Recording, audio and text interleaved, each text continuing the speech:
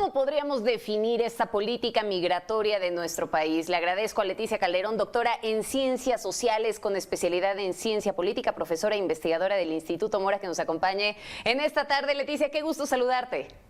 ¿Cómo estás, Magda? Encantada de verte y encantada de saludar a quienes nos vean. De nueva cuenta, platicando este tema que es tan importante, ¿cómo definir esta política migratoria que estamos optando? De pronto la vemos tan cambiante, tan impuesta por las políticas de Estados Unidos, ahora también con este, ¿cómo decirlo?, con este retorno del quédate en México. ¿Qué nos dices? Mira, yo creo que obviamente hay una relación muy fuerte con Estados Unidos, asimétrica, que nos impone muchos de sus criterios, pero creo que como pocas veces en nuestra historia, por lo menos de los últimos 100 años, México tiene una correlación de fuerzas interesante respecto a Estados Unidos y puede jugar de una manera muy distinta a como lo ha tenido que hacer en otras ocasiones. Por ejemplo, con el programa que se pretende que México vuelva a recibir a las personas que Estados Unidos está, digamos, llevando a cabo todos sus trámites para ver si son solicitantes de asilo y que puedan ser aprobados en ese país. Bueno, lo que estamos viendo es que efectivamente un juez de aquel país condiciona al gobierno estadounidense para que a su vez regresen a las personas a esperar en México. Bueno, eso depende de que México también a su vez acepte. Entonces, México no está supeditado a aceptar lo que un juez tejano diga. Digamos, es una autoridad mucho menor que cualquiera de nuestras secretarías. Entonces, si hay una correlación de fuerzas que podría decir, ¿saben qué? En este momento hay pandemia, hay una crisis económica, tenemos una crisis también de seguridad y por tanto México como país soberano no puede aceptar cooperar en este nivel como ya lo hicimos, gracias, pero en este momento no podemos. Y entonces les regresa la bolita a ellos y la bronca a ellos entre demócratas y republicanos que se están dando con todo y que este tema es un tema central para ellos. Entonces, ese es un punto, Magda, pero también en México podemos hacer muchas cosas que no tienen que ver con Estados Unidos. Una, y obviamente, seguramente me darás la razón, es de entrada no violar los derechos humanos de las personas migrantes. Digo, cuando tú tienes una policía migratoria que no acata nuestra propia autoridad y nuestra propia norma, bueno, pues eso no tiene que ver con Estados Unidos. Y yo creo que ahí es donde no solamente hay que apretarle, sino que no tenemos que hacer inaceptable este tipo de conductas. Y digo, te puedo decir un rosario de posibilidades de temas donde México soberanamente puede hacer y va a tener que hacer, Magda, porque el tema de la migración no es una cosa coyuntural. Nos brinca cuando hay una escena, cuando hay una foto, cuando hay un video de algo que es obviamente indignante para todos. El asunto aquí es que este es un proceso que no se detiene y no se ha detenido en los últimos 100 años, ¿eh? O sea, esto lo sabemos perfectamente quienes hemos participado de alguna manera del proceso migratorio, porque el que no es de la Ciudad de México y vive en Tijuana, o el que es de Guadalajara y se fue a Los Ángeles, digamos, ¿no? Este es un país que entiende bien ese tema. Leticia, dime una cosa, ¿se está minimizando la crisis migratoria y la violación de los derechos humanos en nuestro país? Me llama poderosamente la atención esto que dices, ¿no? Porque mencionas que podríamos empezar a trabajar en eso.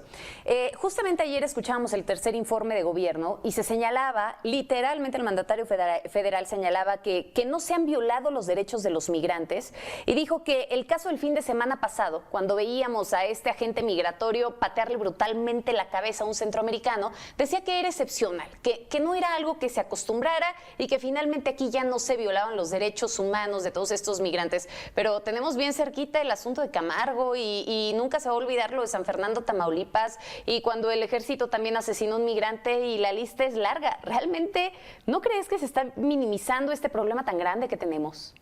Mira, Magda, y tú te acordaste de casos emblemáticos, pero hay casos del día a día. Mira, yo creo que una cosa, tengo la impresión de que, bueno, López Obrador tiene un conocimiento muy amplio de muchos temas, pero en el tema migratorio hay una cierta información que no se le acerca. Y no se le acerca justamente, bueno, pues por desahogar una serie de problemas, me imagino, una agenda complicadísima. Pero ciertamente lo que sí vemos es que hay una información que no acaba de bajar y donde, claro, cuando se vuelve explosivo, pues ya se hace evidente. Entonces, yo te diría que, por ejemplo, el hecho de que se diga, el problema son unos agentes malos, ¿no?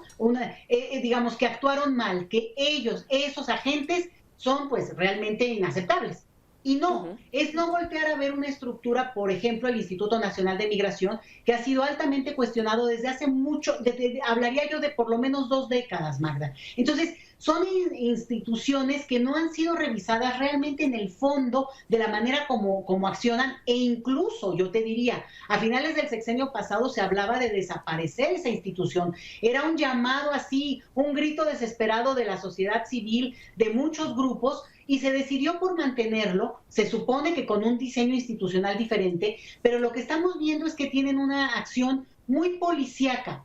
Bueno, son policías, pero lo malo es que esa institución tiene a su vez una serie de atribuciones que no solamente tendrían que ser policíacas. Entonces, efectivamente, el presidente menciona algo que desde mi punto de vista, pues no tiene la razón. Hay una serie de cuestiones que han violado sistemáticamente a los derechos humanos de las personas migrantes, pero te voy a decir el otro lado, Magda, que es muy duro, pero te lo voy a decir. La sociedad mexicana también tiene que hacer un ejercicio de conciencia porque hay como respuestas muy xenófobas entre nosotros. Hay gente que de inmediato te sale con que, bueno, pues ¿para qué vinieron? Se la buscaron, pues está bien porque están defendiendo, digamos, el suelo nacional, ¿no? O sea, una actitud defensiva que no corresponde ni con el país migrante que somos ni con la realidad internacional que vivimos.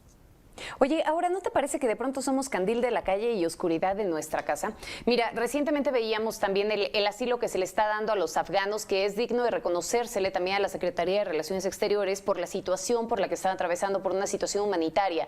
Pero de pronto parecería que solamente nos estamos subiendo a un tren de moda, porque pues volteamos a ver este trato que se da a los migrantes centroamericanos, nos quejamos del trato que reciben los migrantes mexicanos al momento de llegar a la frontera norte, pero estamos actuando peor.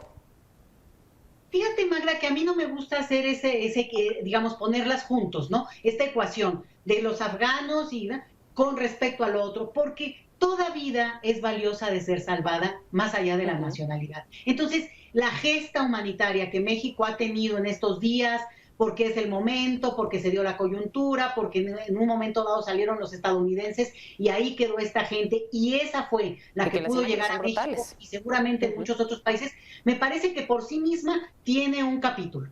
Ahora, que eso no descalifica el hecho de ser muy críticos, y ahí sí, como tú bien lo dices, mencionar todos estos otros flujos donde México tiene una situación delicada. No está fácil, ¿eh? Yo no estoy diciendo que aquí se puede resolver, bueno, tú misma lo dices. México tiene no solo un repunte de migración presuntamente económica, sino también un aumento de solicitantes de asilo político de mexicanos en Estados Unidos. Entonces, hay una situación en la cual efectivamente rebasa la condición territorial de un país, porque tú puedes tener condiciones para recibir población muy afectada por situaciones de emergencia, pero al mismo tiempo eres un país expulsor. Y te voy a decir, eso ocurre hoy por hoy en todo el planeta. Entonces es algo que cuesta trabajo, porque uno esperaría que son estos países los que pueden recibir, pues que reciban. Pero la realidad es que está pasando una movilidad mucho más intensa entre países de nuestro perfil. Sí, por ejemplo, en América Latina, yo nada más te diría, donde más hay, no solo haitianos, sino venezolanos, estos grupos que han sido muy migrantes las últimas 2 décadas, bueno, es en América del Sur, es en Brasil, es en Chile, es en Perú, en Colombia. México tiene realmente una población, por ejemplo, de venezolanos muy baja respecto al 1.000.000 de venezolanos que hay en Colombia. A ver, repito, 1.000.000 de venezolanos que a su vez recibieron una regularización para que los próximos 10 años, ya, por favor, se integren, hagan la vida, pónganse a trabajar, búsquenle dónde, pero ya no tengan muchísimas aristas. Leti, para que podamos concluir brevemente, ¿ves un liderazgo activo por parte de nuestro país para poder atender realmente estos problemas migratorios que hay en Centroamérica? Hoy en la mañana anunciaba el gobierno federal esta carta que le enviarán al presidente Joe Biden, insistiendo en el asunto de los programas sociales. 2 programas sociales que buscan que se extiendan a América Latina para atender, y déjame entrecomillarlo, las causas de fondo del problema de migración. Brevemente, ¿qué nos dices de esto para poder concluir? México no va a poder resolver el flujo migratorio, pero sí puede resolver mucho en nuestro territorio, y te lo digo desde ahorita. Y una solución no es retener a la gente en un lugar donde no puede estar y a su vez no puede hacer la vida, pues buscar empleo o lo que sea por sí mismos, como es lo que estamos viendo hoy en Chiapas, Magda. Muy bien, no lo podemos resolver y tampoco podemos nada más generar esta mecánica de contención en Chiapas. Leti, como siempre ha sido un gusto poder conversar contigo, que se repita muy pronto. Gracias, Magda, un saludo, buen provecho a todos.